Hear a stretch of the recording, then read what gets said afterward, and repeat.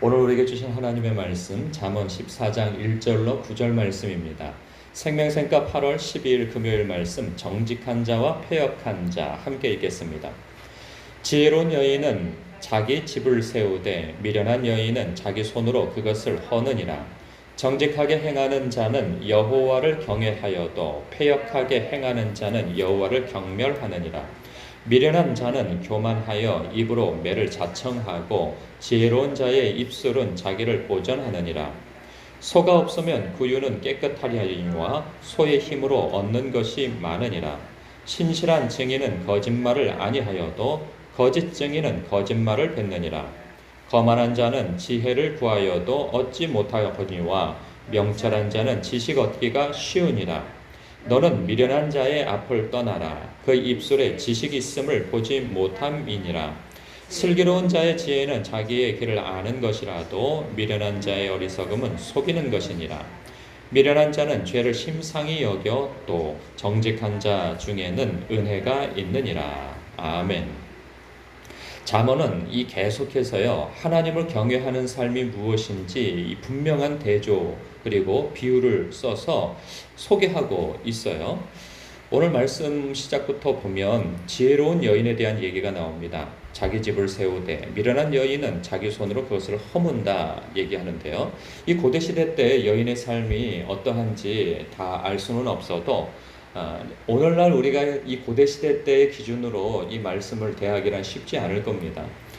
그 시대에는 모르긴 몰라도 남자들보다 여자들이 일을 더 많이 하는 그런 시대죠. 아이들 양육하고 집안일 돌보고 밖에 나가서 농사 지어야 되고 하여간 내조와 외조를 다 하고 상대적으로 남자들은 아주 큰 일만 맡아서 하지 웬만한 일들은 다 여자들에게 일임하여서 여자들이 아주 고단한 삶을 사는 게 이 고대시대 때의 모습이고, 지금도 보면은 그 문명이 발전되지 않는 곳에 보면 남자들은 거의 놀고 여자들이 일을 다 하고 아이들 양육까지 다 맡아서 하는 것들을 봐요. 이런 부분에 있어서 우리의 삶에 이게 어떤 도전이 되고 이 말씀이 어떤 유익이 될까 생각해 보면, 오늘날 우리가 이 구약식 성경을 보게 되어지면 신약 성경을 통해서 해석을 하는 것이 참 유익합니다. 이 말씀 속에서 연상되어지는 말씀이 하나 있어요. 뭐냐면 이 자기 집을 세우고 또 자기 손으로 그것을 허문다라고 하는 의미에서 이 말씀을 보면, 마태복음 7장 산상수훈 끝자락에 보면 예수님께서 예수님의 그 율법을 말씀하시면서 마지막에 이런 말씀을 하세요. 내 말을 듣고 행하는 자는 반석 위에 집을 지은 지혜로운 사람 같을 것이다. 그리고 또 내 말을 듣고 행하지 않는 자는 모래 위에 집을 짓는 어리석은 사람 같을 것이다. 그래서 삶의 풍랑이 일어나게 되어지면 그 풍랑을 감당하지 못할 자들은 내 말을 듣고 흘려버리는 자이고 행하지 않는 자들이고, 그리고 풍랑이 들고 이 집안이 흔들리는 그러한 사람들이 그러한 때에도 굳건하게 견딜 수 있는 사람들은 내 말을 듣고 행하는 자가 바로 그러한 사람이 될 것이다 라고 말씀하는데, 우리의 삶 속에서 우리는 무수하게 많은 말씀을 읽기도 하고 듣기도 합니다. 주님의 말씀을, 그 말씀을 우리의 삶 가운데에서 듣고 행하는 자가 되어야 할 것입니다. 그럴 때 우리의 삶 속에서 자기의 집, 영혼의 집 뿐만 아니라 자신의 실제적인 집, 그리고 자신의 영토, 그리고 사업처, 직장처, 그러한 곳에서 자신의 집을, 신앙의 집을 견고하게 세워 나아갈 수 있고, 그곳에서 또한 자신의 집과 사업처를 견고하게 세워 나아갈 수 있다 하는 하나님의 말씀이라 여기면 좋을 것입니다. 2절에 보면 정직하게 행하는 자는 여호와를 경외하여도 패역하게 행하는 자는 여호와를 경멸하느니라. 이렇게 바꿔도 되겠어요. 정직하게 행하는 자가 여호와를 경외한다. 그러니까 내 삶 속에서 이 정직하게 행한다 하는 것은 이런 거죠. 사람 앞에 정직할 뿐만 아니라 하나님 앞에서도 정직한 것이죠. 그래서 내가 어떤 일을 할 때 좀 찜찜하고 뭔가 이렇게 마음에 평안치 않은 일이 있다면 성령님께서 말씀해 주시는 것이라 생각되어집니다. 그러니까 사람이 보지 않을 때 은밀히 하는 것들은 피하는 것이 좋다는 거죠. 그러니까 특별히 법에 저촉되지 않아도 이럴 수 있잖아 라고 생각하지만 사람들의 눈을 피해서 하는 것이다. 그러면 하나님께서도 기뻐하시지 않는다 하는 것으로 여기면 딱 맞다 하는 생각이 듭니다. 그런데 패역하게 행하는 자는요, 여호와를 경멸하는데, 여호와를 경멸하는 것 자체가 부정직하게 행하는 것이고 하나님을 의식하지 않고 행하는 것이죠. 아까 말씀드린 대로 사람들에게 있어서는 괜찮을지 모르나 내가 생각할 때 이 정도는 괜찮잖아 라고 생각할 수 있으나 우리는 그 정도에서 멈추는 사람이 아니고 하나님께서도 괜찮으신가, 이것은 내 마음에 성령님께서 불편한 마음을 주신다면 그것은 하지 않는 것이 좋다. 그리고 주님께 여쭤보는 것이 좋다. 그리고 내가 사람의 눈을 피해서 하는 것이라면 하지 않는 것이 좋다라고 보면 되겠습니다. 3절에 보면 미련한 자는 교만하여서 입으로 매를 자청하고 지혜로운 자의 입술은 자기를 보전한다 합니다. 미련한 자는 교만하다고 하는데 이 교만한 자의 특징은 하나님을 인정하지 않는 거죠. 그리고 하나님을 인정하지 않는다면 사람도 인정하지 않는 사람인 것이죠.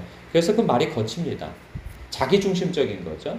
그래서 자신의 기분에 따라서 이 무례한 말들을 하고 무례히 행동하기도 하는 것이죠.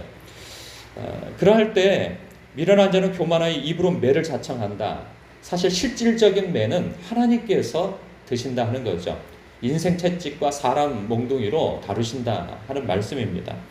그러나 지혜로운 자의 입술은 자기를 보전한다. 지혜로운 자는 여기에서 하나님을 인정하고 그리고 하나님의 모양과 형상으로 지음받은 사람을 존중하는 거죠. 그래서 예수님께서 말씀하신 바 나보다 남을 더 높게 여겨라, 이런 말씀을 하시잖아요.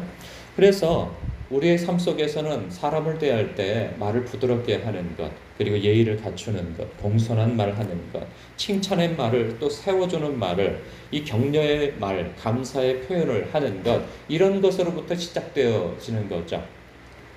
이럴 때 지혜로운 자의 입술은 자기를 보전한다 하는 거죠. 하나님께서도 기뻐하시고 사람들도 기뻐하고 그를 존중하게 되어지는 것입니다. 4절을 보면 소가 없으면 갑자기 또 이 상황이 바뀌어요. 소가 없으면 구유는 깨끗하려니와 소의 힘으로 얻는 것이 많다. 이거는 여러 상황에서 교훈을 주는 말씀입니다. 많은 사람들이 결혼을 꺼려해요. 왜냐하면 혼자 사는 게 편하다고 생각하니까. 편한 것이 있지만 하나님께서 사람을 서로 한 몸을 이루어서 결혼을 하게 하시는 데에는 뭐 종족 번식뿐만 있는 것은 아니죠. 서로 사랑하고 의탁하고 하는 것을 통해서 얻는 게 더 많습니다.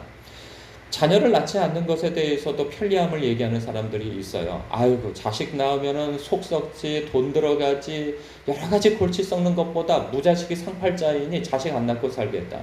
그런데 자식을 안 낳고 사는 사람은 그 정도 보니까 그렇지, 자식을 낳고 사는 사람에게 이 얻는 유익이 있단 말이죠. 살면서 사랑스러움이 있단 말이에요. 자녀 때문에 가슴앓이 하는 일도 많지만 사랑하여서 얻는 유익도 더 크단 말이죠. 사람은요, 사랑하는 사람이 없으면 일하는 것도 힘들어요. 우리가 살다 보면은 일을 하긴 하지만 힘든 때 왜 우리가 그 힘든 일을 견디면서 하겠어요? 사랑하는 가족이 있으니까 그 사랑하는 가족을 위해서 일하는 것도 있단 말이에요. 사랑이 주는 힘이 굉장히 크고 자녀가 주는 그 힘이 또 굉장히 많습니다. 얻는 유익이. 역시나 그런 생각도 해봅니다. 전도의 교회 관련돼서도 사람이 늘어나면 그냥 마냥 좋을 것만 같지만 사람이 오는 것과 동시에 그 사람의 역사와 세계가 같이 들어오는 거예요. 문제도 같이 들어오는 거란 말이죠. 그러면 사람이 늘어나면 늘어날수록 교회에는 문제가 더 많을 수 있어요. 그냥 익숙한 사람들끼리 어울리는 것보다. 익숙한 사람들끼리 어울리기만 한다면 뭐 편안할 수는 있겠죠. 그러나 여기서 이야기하는 것처럼 소가 없으면 구유는 깨끗할 거야. 그러나 소의 힘으로 얻는 것이 많아. 새로운 사람이 올 때 북적북적하고 문제도 일어나지만 그 속에서 그 사람들이 변화되어지는 것을 통하여서 하나님의 은혜를 깨닫게 되어지고 그리고 활력이 있게 되어지고 새로운 사람들이 오는 것을 통해서 일꾼이 늘어나고 여러 가지 유익이 많이 있단 말이죠. 그래서 우리가 단순히 깨끗하고 평화로운 것만 생각할 것이 아니라 우리의 삶 속에서 수고가 따르지만 그 수고에 따른 것에 대한 유익, 그것을 바라보는 그 안목과 식견이 더 있어야 할 것입니다. 5절에 보면 신실한 증인은 거짓말을 아니하여도 거짓 증인은 거짓말을 뱉느니라. 우리가 법정에 서서 어떤 증언을 할 일은 많지 않아요. 그러나 드물다 할지라도 증언을 서야 할 일이 있다면 손은 팔은 안으로 굽는다고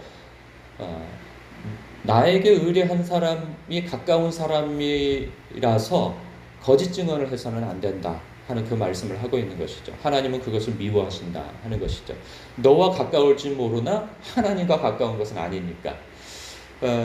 그러나 또 우리 삶 속에서 이런 일도 있어요. 법정에 서지 않지만 왜곡하여서 다른 사람에 대하여서 증언하는 일들이 많이 있단 말이죠. 특별히 자기와 관계되어져서 자기와 어떤 갈등 관계가 있다면 상대방의 허물을 자꾸 들추고 자기의 것은 축소하는 일들이 많은 거죠. 그래서 그 사람이 행동한 것이 왜 그렇게 행동했는가에 대해서는 거두절미해버리고 어떤 부정적인 요인만 딱 따가지고 그 사람에 대해서 좋지 않게 증언하는 거, 이거 하나님께서 가증하게 여기신다는 사실입니다. 우리의 삶 속에서 이런 일들은 비일비재합니다. 크고 작은 일들이. 그래서 작다고 해서 이것을 사소하게 생각할 것이 아니고 하나님을 의식하는, 하나님을 경외하는 사람들이라고 한다면 이 문제도 크게 여김으로 우리가 말조심하는 것이 참 중요하다 하는 것입니다. 6절과 7절은 연결되어져 있죠. 거만한 자는 지혜를 구하여도 얻지 못하거니와 명철한 자는 지식 얻기가 쉽다. 하나님 앞에 교만한 자가 지혜를 얻을 수 있다는 것은 참 만무한 일이죠. 그러나 명철한 자는 하나님의 지식, 하나님의 말씀을 인정하고 그리고 하나님의 말씀을 경외하는, 하나님을 경외하는 자로서 하나님을 아는 지식과 하나님의 뜻을 따르는 그 삶에 있어서는 훨씬 쉬운 것은 분명한 것이죠. 그래서 7절 너는 미련한 자의 앞을 떠나라. 그 입술에 지식이 있음을 보지 못한다. 미련한 자는 하나님을 인정하지 않고 거부하고 하나님의 말씀을 조롱하고 우습게 여기는 자인 거죠. 그래서 자기 지식과 자기의 소견의 옳음을 주장하는 사람입니다. 이런 사람들 많이 있죠. 교회 안에서도 있을 수 있습니다. 우리가 모든 사람과 화평할 필요가 있으나 누구와 가까이 지내느냐에 따라서 우리는 영향받게 되어 있어요. 놀랍게도요, 긍정적인 것보다 부정적인 영향이 더 큽니다. 내가 감당할 수 없다면 그 부정적인 사람과 함께 있으면 안 됩니다. 오래 같이 있을수록 그 사람의 좋지 않은 영향을 받게 되어 있어요. 내 신앙이 견고해지고 성숙해지려면 영적인 사람과 그리고 하나님과 친밀하고 사람로부터 사랑받는 사람과 함께 있는 것이 그 사람의 신앙이 참 유익이 있을 것입니다. 마지막으로 9절을 보자면 미련한 자는 죄를 심상히 여겨도 가볍게 여긴다는 거죠. 정직한 자 중에는 은혜가 있다. 이게 무슨 말씀일까요? 여러분, 미련한 자는요, 죄를 가볍게 여깁니다. 그래서 이 정도는 괜찮지. 그리고 스스로 죄의 문제를 해결하려고 한다든가 아니면 스스로 잊어버리는 것을 통해서 하나님도 잊어버린다고 생각을 하는 경향이 있어요. 아니면 자기 자신을 학대함으로 인하여서 하나님으로부터 어떤 정상 참작을 받으려고 하는 행동도 있어요. 그러나 이 모든 일들은 불신앙 가운데에서 일어나는 거예요. 우리가 어떤 죄가 있음을 성령께서 알게 하신다면 그 죄를 가지고 주님 앞에 나가야 하는 것이죠. 이것이 계속 반복되는 죄라 할지라도 용서받고 또 짓는 죄라 할지라도 하나님 앞에 나아가서 그 문제를 용서함 받아야 하는 거예요. 고백하고. 그러면 아는 게 있어요. 깨닫게 되어지는 것이. 하나님께서는 나를 여전히 사랑하시고 그 죄를 다루어 가고 계신다 하는 사실을, 그리고 무엇보다도 내가 하나님 앞에 진심으로 용서를 구하는 그 죄에 대해서 하나님께서 용서하신다. 그리고 내가 너를 사랑하고 너를 붙잡는 손이 계속되어진다 하는 것을 말씀해 주신다는 사실을 깨닫게 되어져요. 그런 사람에게 은혜가 있는 거예요. 내가 이렇게 자격이 없는 자인데 어떻게 하나님께서 나 같은 자를 이렇게 사랑해 주실 수 있고 나를 여전히 신실하도록 붙잡고 계시는가? 그것을 깨닫게 되어진다면 나를 향한 하나님의 사랑을 확신하게 되어지고, 뿐만 아니라 이렇게 은혜 받은 사람이 자신에게 죄 짓는 사람에 대해서 주님의 마음으로 용서할 수 있는 마음도 생겨난다 하는 것이죠. 그것이 은혜라는 거예요. 이렇게 여러분 오늘 말씀도 여러 가지 그 사례를 통하여서 하나님을 경외하는 삶이 무엇인가를 우리에게 가르쳐주고 있습니다. 여러분 은밀히 보시는 아버지를 우리가 늘 의식하면서 하나님이 기뻐하시고 선하시고 이 뜻하시는 바가 무엇인지를 우리는 늘 살피면서 이 세대를 따르지 아니하고 하나님의 뜻을 따라 주님의 뜻을 붙쫓아가는 생명의 길로만 걸어가는 여러분 되시길 주님의 이름으로 축복합니다. 기도하겠습니다.